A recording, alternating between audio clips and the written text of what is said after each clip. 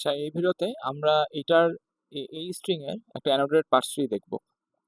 তো আগে হলো এটার নর্মাল পার্স ট্রিটা আমরা বিল্ড করে নেই। তো এখান থেকে টি থেকে হতে পারে বি সি, দেন সি থেকে নাম্বার C1, দেন এই C1 থেকে আমরা এগেইন পাবো কোথায় এগেইন পাবো হচ্ছে নাম্বার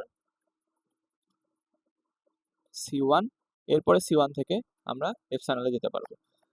আচ্ছা, তো এখন হলো আমরা এটাকে আরেকটা হলো এখান থেকে বি থেকে আমাকে ইন্টিজার নিতে হবে, তাই না? যেহেতু এখানে ইন্টিজার ছিল। তো এখন আমরা এইটাকে ট্রাভার্স করে করে এই যে এখানকার যে সিমেন্টিক অ্যাকশন, সেই সিমেন্টিক অ্যাকশনগুলোকে আমরা অ্যাপ্লাই করবো একটা একটা করে।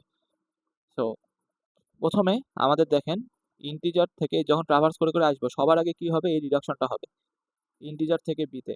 তাহলে ইন্টিজার থেকে যখন বিতে রিডাকশনটা হয়, তখন আমার এই যে এইটা হবে। আচ্ছা, এখানে আরেকটা জিনিস হলো, এখানে কিন্তু বি ডট উইথটা হবে।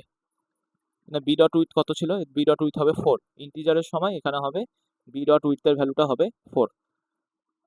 সো যখন ইন্টিজার থেকে বিটে রিডিউস হবে, তখন বি ডট টাইপ আর বি ডট উইথ এই দুইটা এখানে ক্যালকুলেটেড হবে, রাইট? তাহলে অ্যানোটেড পার্স ট্রিতে যেটা হবে, আমি অ্যারোগুলা একটু করি, B dot type, B dot type আর বি ডট উইথ এই দুইটা আমার থাকবে। তো বি ডট উইথ কত হবে? ইন্টিজারের জন্য 4। আর বি ডট টাইপ কি হবে? বি ডট টাইপ হবে আমার ইন্টিজার। এরপরে দেখেন, এরপর সে বি থেকে সিতে যাওয়ার সময় আমার কিন্তু একটা সিমেন্টিক অ্যাকশন লেখা ছিল বি থেকে সিতে যাওয়ার সময়। তাহলে বি থেকে সিতে যাওয়ার সময় আমার কি সিমেন্টিক অ্যাকশন লেখা ছিল? যে C dot I equal to B dot type, আর একটা ছিল C dot W equal to B dot width. তাহলে আমাদের যেটা হবে C dot I equal to B dot type, তাহলে বি ডট টাইপ হচ্ছে ইন্টিজার, আর C dot W equal to B dot width, তাহলে বি ডট উইথ কত? 4। আচ্ছা, এরপরে কি হবে? এরপরে দেখেন এই সি থেকে সেটা এরপর এখানে নামের কাছে আসলো, দেন নাম থেকে সে C1 এ যাওয়ার ট্রাই করবে, এবং এইখানেও আমার একটা সিমেন্টিক অ্যাকশন লেখা আছে নাম থেকে C1 এ যাওয়ার সময়। নাম থেকে C1 এ যখন সে যাবে, তখন যে সিমেন্টিক অ্যাকশনটা সেটা ছিল আমার এইটা। এখানে কি ছিল? C1 dot I equal to C dot I, অর্থাৎ প্যারেন্টের যে সি ডট আইটা ছিল সেটা। আবার ছিল C1 ডট ডাব্লিউ, অর্থাৎ চাইল্ডের ডাব্লিউ অ্যাট্রিবিউটটা সেট হবে প্যারেন্টকে দিয়ে, তাই না? সি ডট ডাব্লিউ, অর্থাৎ এইটার যে ডাব্লিউ ছিল সেটা দিয়ে। তাহলে যেটা হবে C1 ডট আই, এটা হবে C dot I. C dot I মানে কে ছিল? ইন্টিজার।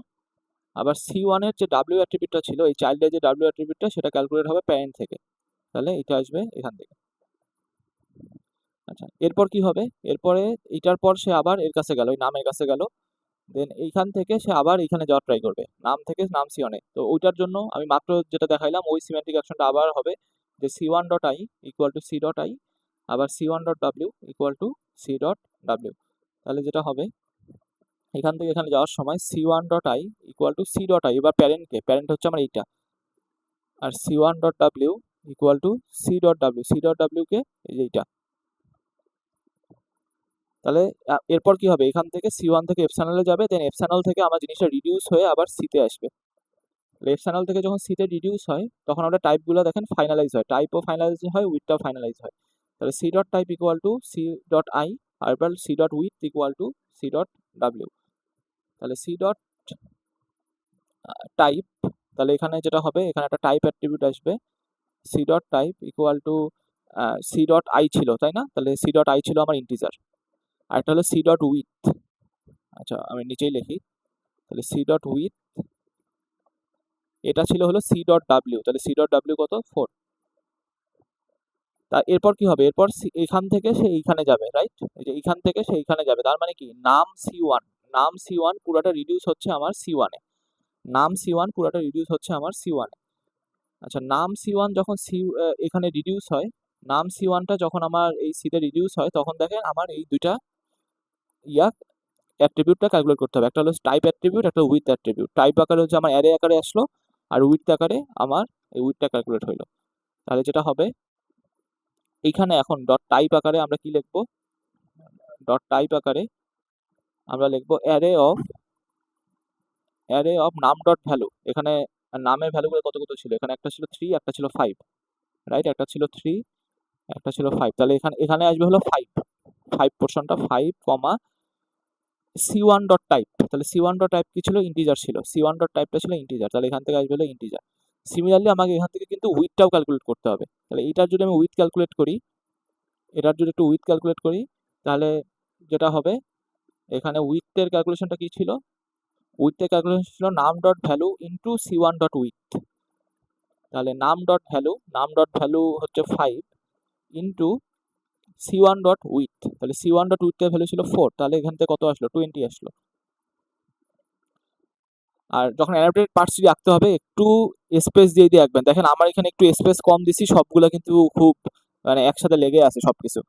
যেমন আমাকে কিন্তু যে এই সি এর জন্য কিন্তু এখন আমাকে অ্যাট্রিবিউট লিখতে হবে, সেজন্য এই ইয়াগুলো একটু বড় বড় করে দিন, আমার মতো দিলে দেখেন যে সবগুলো আসলে বোঝা যাচ্ছে না, মানে একটু পর মানে আরো যদি বড় থাকতো বুঝতে সমস্যা হতো, আরো যদি অ্যাট্রিবিউট থাকতো তখন সমস্যা হতো, এই জন্য অ্যানোটেড পার্টসটি আঁকার সময় একটু স্পেস দিয়ে দিয়ে জিনিসগুলো আঁকবেন। আচ্ছা, তাহলে আমাদের দেখেন এই c1 এর আন্ডারে আমার যে 4টা অ্যাট্রিবিউট ছিল সেগুলো ক্যালকুলেট হয়ে গেছে। এরপর দেখেন এইখান থেকে সে এখানে আসবে, রাইট, এই সির কাছে আসবে, তাহলে কি হচ্ছে, নাম c1 থেকে সিতে রিডিউস হচ্ছে, নাম c1 থেকে যখন সিতে রিডিউস হয়, নাম c1 থেকে যখন সিতে রিডিউস হয়, তখন আমাকে যে এই ইয়াগুলো আমাকে আবার অ্যাপ্লাই করতে হবে, তাহলে একটা হলো টাইপের জন্য, একটা হলো উইথের জন্য, তাহলে আমি এটা আবার করি, তাহলে দেখেন সি ডট টাইপ, তাহলে C dot type equal to array of নাম ডট ভ্যালু, নাম ডট ভ্যালু কত, 3, আরেকটা ছিল কি চাইল্ডের যেটা টাইপ, তাহলে চাইল্ডের টাইপটা কি ছিল, অ্যারে অফ 5 কমা ইন্টিজার, তাহলে এখানে লিখলাম অ্যারে অফ 5 কমা ইন্টিজার, ঠিক আছে। আরেকটা ছিল উইথ, উইথটা কি ছিল, যে নাম dot value into c1 dot width, তাহলে নাম ডট ভ্যালু কত, 3 ইন্টু c1 ডট উইথের ভ্যালু কত, c1 ডট উইথের ভ্যালু হলো 20, তাহলে এখানে কত হবে, এখানে আসবে হলো 60। এরপরে এইখান থেকে সে এইখানে গেল, তাহলে তাহলে যেটা হবে এই বিসিটা রিডিউস হয়ে আমার টির কাছে আসলো, রাইট, বিসিটা রিডিউস হয়ে আমার টির কাছে আসলো, তাহলে যখন এটা হবে তখন আমাদের ইয়াতে যাই, এই যে বিসিটা যখন টিতে রিডিউস হয় তখন আমাদের এই সিমেন্টিক অ্যাকশনটা অ্যাপ্লাই হবে, তাহলে টি ডট টাইপ আর টি ডট উইথটা ফাইনালাইজ হবে। তাহলে এখানে এই টি এর জাস্ট দুইটা অ্যাট্রিবিউট আছে, একটা হলো টাইপ আর উইথ, তাহলে টাইপ হবে হলো সি এর যে টাইপ, তাহলে সি এর টাইপ কি ছিল, এই যে অ্যারে অফ এই পুরো জিনিসটা, তাহলে সি এর টাইপ হচ্ছে array of 3, array of 5 comma integer, এই পুরো জিনিসটা, আর এটা উইথ কত হবে, এটার উইথ হবে সি এর যেটা উইথ সেটা, তাহলে সি এর উইথ কত ছিল, 60, তাহলে সি এর উইথ হচ্ছে 60। তাহলে এই ছিল আমার মোটামুটি আমার এই যে স্ট্রিংটা, এই স্ট্রিংটার অ্যানোটেটেড পার্টসটি।